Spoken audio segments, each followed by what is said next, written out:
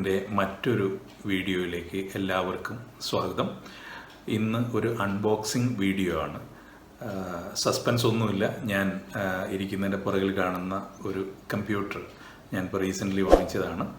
അതിൻ്റെ unboxing video ആണ് കാണിക്കാൻ പോകുന്നത്. വ്യത്യസ്തമായ പ്രൊഡക്റ്റുകൾക്ക് പിന്നാലെ പോകുന്ന ഒരു സ്വഭാവം എനിക്ക് പണ്ടേ ഉണ്ട്. അതിൻ്റെ പിന്നിൽ ചില റിക്വയർമെൻറ്റ്സ് ഉണ്ട്. അതായത് എനിക്ക് എന്താണോ വേണ്ടത് ആ ഒരു റിക്വയർമെൻറ്റ് മീറ്റ് ചെയ്യുന്ന പ്രോഡക്റ്റുകൾ, അത് പുതിയ തലമുറയിൽപ്പെട്ട പ്രോഡക്റ്റുകളുണ്ടെങ്കിൽ അത് കണ്ടുപിടിക്കാനും അത് സ്വന്തമാക്കാനും ശ്രമിക്കാറുണ്ട്. അങ്ങനെ എൻ്റെ അന്വേഷണത്തിനൊടുവിൽ വന്ന ഒരു പ്രോഡക്റ്റാണിത്. എൻ്റെ പഴയ കമ്പ്യൂട്ടർ ഇപ്പം 10-12 വർഷമായി. അതിൻ്റെ സ്പീഡൊക്കെ കുറഞ്ഞു. അപ്പോൾ എൻ്റെ ഇപ്പോഴത്തെ റിക്വയർമെൻറ്റ്സ് അത് മീറ്റ് ചെയ്യുന്നില്ല. അപ്പോൾ അതുകൊണ്ട് ഒന്ന് മാറ്റണം എന്ന് തോന്നി. അപ്പോഴാണ് ഇങ്ങനൊരു അന്വേഷണം നടത്തിയപ്പോൾ സാധാരണഗതിയിൽ നമ്മൾ ട്രഡീഷണൽ ഡെസ്ക്ടോപ്പ് കമ്പ്യൂട്ടർ എന്ന് പറഞ്ഞാൽ മോണിറ്ററും CPU 2 യൂണിറ്റ്സ് ആയിട്ടാണ് വരുന്നത്. ഒരുപാട് സ്ഥലം കൺസ്യൂം ചെയ്യുന്ന ഒരു സാധനമാണ് ഈ ഡെസ്ക്ടോപ്പ് കമ്പ്യൂട്ടർ എന്ന് പറയുന്നത്. ഇത് ഒരു ഓൾ ഇൻ വൺ PC ആണ്.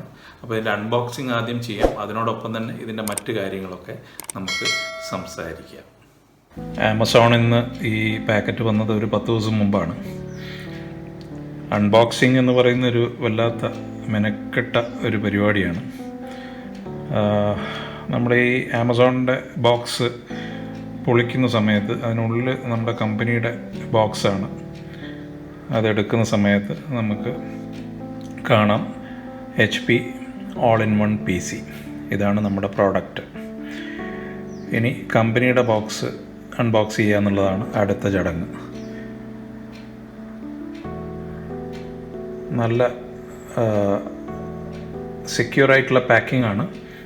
അതുകൊണ്ട് പ്രോഡക്റ്റ് എത്ര ട്രാവൽ ചെയ്താലും പ്രശ്നങ്ങളൊന്നും ഉണ്ടാവില്ല. ആദ്യം വരുന്നത് കീബോർഡാണ്. ഇത് വയേർഡ് കീബോർഡാണ്, വയർലെസ് കീബോർഡല്ല. അടുത്തത് പ്രോഡക്റ്റിൻ്റെ കുറച്ച് ലിറ്ററേച്ചർ കാറ്റലോഗ്സും. പിന്നെ വരുന്നത് ഒരു മൗസാണ്, അതും വയേർഡ് മൗസാണ്. പിന്നെ വരുന്നത് പവർ അഡാപ്റ്ററാണ്. ഇത് നമുക്ക് 2 പീസായിട്ടാണ് വരുന്നത്. പ്ലഗ് ചെയ്ത് നമുക്ക് ഉപയോഗിക്കാം. പിന്നെയാണ് നമ്മുടെ PC പുറത്തേക്ക് എടുക്കാൻ പോകുന്നത്. ഇതാണ് പ്രോഡക്റ്റ്. വളരെ സ്ലീക്കായിട്ടുള്ളൊരു പ്രോഡക്റ്റാണ്. അതിനടിയിലൊരു സ്റ്റെയിൻലെസ് സ്റ്റീലിൻ്റെ സ്റ്റാൻഡും ഉണ്ട്. ഇതിൻ്റെ കോൺഫിഗറേഷൻ പറയുകയാണെങ്കിൽ AMD Ryzen 3 3.5 GHz dual core പ്രോസസ്സറാണ്. റാം 8GB ആണ്. സ്റ്റോറേജ് പറയുകയാണെങ്കിൽ 256 SSDയും 1 TB ഹാർഡ് ഡിസ്കും ഉണ്ട്. പിന്നെ 24 ഇഞ്ച് ഡയഗണൽ ലെങ്ത്താണ് ഇതിനുള്ളത് ഡിസ്പ്ലേ. പിന്നെ നമുക്ക് 6 കിലോളം വെയിറ്റ് ഉണ്ട്. Operating system Microsoft 10. പിന്നെ നമ്മുടെ അതിൻ്റെ കൂടെ വരുന്ന Microsoft office 2019 home and student edition വരുന്നുണ്ട്.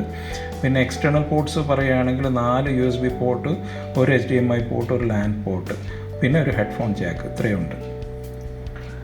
പ്രോഡക്റ്റ് നമ്മൾ പ്ലാസ്റ്റിക്കൊക്കെ മാറ്റിക്കഴിഞ്ഞാൽ ഇങ്ങനെ ഉണ്ടാവും.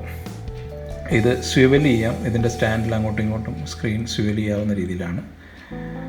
പിന്നെ നമുക്ക് പ്രോഡക്റ്റിൻ്റെ ബാക്ക് സൈഡ് ഒന്ന് നോക്കാം. ബാക്ക് സൈഡിലാണ് ഇതിൻ്റെ പോർട്ടുകൾ മുഴുവനായിട്ടും വരുന്നത്. അത് എനിക്കൊരു ചെറിയൊരു ഡിസഡ്വാൻറ്റേജ് ആയിട്ട് തോന്നി.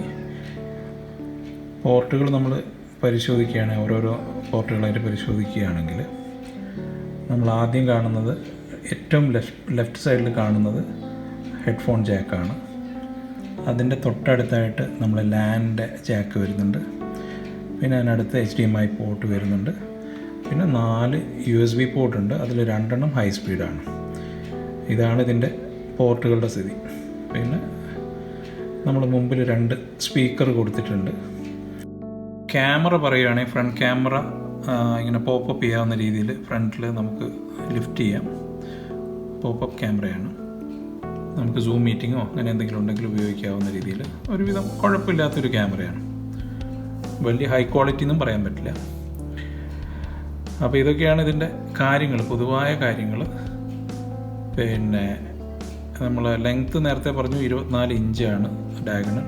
ഒന്ന് ബൂട്ട് ചെയ്ത് നോക്കാം. ആദ്യം കുറച്ച് സമയമെടുക്കും ബൂട്ടിങ്ങിന്. കുറച്ച് രജിസ്ട്രേഷനും കാര്യങ്ങളൊക്കെ ഉണ്ട്. അതെല്ലാം കംപ്ലീറ്റ് ആവാൻ കുറച്ച് സമയമെടുക്കും. അത് കഴിഞ്ഞ് നമുക്കൊന്ന് നോക്കാം എങ്ങനെയുണ്ട് എന്നുള്ളത്. ആദ്യം ഗൂഗിൾ അക്കൗണ്ടിൽ കയറണം, പിന്നെ സ്റ്റെപ്പ് ബൈ സ്റ്റെപ്പായിട്ട് ഓരോ പ്രോസസ്സ് ചെയ്യാനുണ്ട്. അപ്പം നമ്മൾ ഏതാണ്ട് പ്രോസസ്സ് കംപ്ലീറ്റ് ആയി. നമ്മളിപ്പം ആമസോൺ പ്രൈമിൽ നിന്നൊരു മൂവി ഡൗൺലോഡ് ചെയ്യാൻ ശ്രമിക്കുകയാണ്. ഇതാണ് ഈ പ്രോഡക്റ്റിൻ്റെ ഇപ്പം സെറ്റപ്പ് ചെയ്തതിന് ശേഷമുള്ള അവസ്ഥ. പിന്നെ എനിക്ക് തോന്നിയ മറ്റൊരു കാര്യം എന്ന് പറഞ്ഞാൽ, ഞാൻ ഡ്രോബാക്സ് ആണ് ഇപ്പോൾ ഇത്രയും നേരം നമ്മൾ പ്രോഡക്റ്റിൻ്റെ പ്രത്യേകതകളൊക്കെ പറഞ്ഞു. 2 ഡ്രോബാക്സ് കൂടെ പറയാം. എനിക്ക് തോന്നിയ 2 കാര്യങ്ങൾ. ഒന്ന്, ഇതിൻ്റെ അറ്റ്ലീസ്റ്റ് 2 USB പോർട്ടുകൾ മുമ്പിൽ കൊടുക്കാമായിരുന്നു. അത് ചിലപ്പോൾ ഡിസൈനിനെ ബാധിക്കുന്നതുകൊണ്ടായിരിക്കും കമ്പനി അങ്ങനെ ചെയ്യാതിരിക്കുന്നത്. പിന്നെ മറ്റൊന്ന് എനിക്ക് തോന്നിയ ഒരു സംഗതി എന്ന് പറഞ്ഞാൽ, ഇതിൻ്റെ കൂടെ ഒരു വയേർഡ് മൗസും വയേർഡ് കീബോർഡാണ് തന്നത്. അത് ഒരു ശക്കലം 1000 രൂപ എങ്ങാനും അഡീഷണലായിട്ട് മേടിച്ചാൽ അവർക്കത് വയർലെസ് ആക്കാമായിരുന്നു. അപ്പോൾ ആ രീതിയിൽ ഒരു പ്രൊഡക്റ്റ് അപ്ഗ്രേഡ് ഞാൻ പ്രതീക്ഷിച്ചു. പിന്നെ ഞാനിപ്പോൾ പറഞ്ഞ ആ ഒരു ഡ്രോബാക്ക് ഒഴിവാക്കാനായിട്ട് ഞാനൊരു 4 പോർട്ടുള്ള ഒരു ഹബ്ബ് വാങ്ങിച്ചു, ഐബോളിൻ്റെ. അതുകൊണ്ട് മുമ്പിലേക്ക് പോർട്ടുകളൊക്കെ കൊണ്ടുവരാൻ കഴിഞ്ഞു. അതുകൊണ്ട് ഇനി പിറകിലേക്ക് ഓരോ കാര്യത്തിനും USB കുത്താനായിട്ട് പിന്നിലേക്ക് പോകേണ്ട കാര്യമില്ല. അപ്പോൾ ഇതാണ് ഇപ്പോൾ എൻ്റെ വർക്ക് സ്റ്റേഷൻ. എല്ലാ സോഫ്റ്റ്വെയറുകളൊക്കെ ലോഡ് ചെയ്ത് കഴിഞ്ഞു. ഇപ്പോൾ ഞാനത് ഇപ്പോൾ ഒരാഴ്ച ഉപയോഗിച്ചു. എനിക്ക് വളരെ സാറ്റിസ്ഫൈഡ് ആണ്. 2-3 വീഡിയോസൊക്കെ എഡിറ്റ് ചെയ്തു. പെർഫെക്റ്റാണ്, നല്ല സ്പീഡുണ്ട്, എൻ്റെ കാര്യങ്ങളൊക്കെ നടക്കുന്നുണ്ട്. അപ്പോൾ ഇതൊക്കെയാണ് എനിക്ക് ഞാൻ വാങ്ങിച്ച PC-യെക്കുറിച്ച് പറയാനുള്ളത്. ഇത് എൻ്റെ റിക്വയർമെൻറ്റ്സിനനുസരിച്ച് ഞാൻ വാങ്ങിച്ചതാണ്. ഇതൊരു high power high voltage gaming PC ഒന്നുമല്ല, ആ രീതിയിലുള്ള കോൺഫിഗറേഷനൊന്നുമല്ല. എൻ്റെ ഇപ്പോഴത്തെ വീഡിയോ എഡിറ്റിംഗ് അതുപോലുള്ള കാര്യങ്ങൾ, പിന്നെ നോർമൽ കമ്പ്യൂട്ടിംഗ് സംഭവങ്ങൾ, ഇതൊക്കെ വളരെ സുഗമമായിട്ടും സ്പീഡിലും നടക്കണം എന്നുള്ള ഉദ്ദേശത്തോടു കൂടി മാത്രം വാങ്ങിയ ഒരു പ്രോഡക്റ്റാണിത്.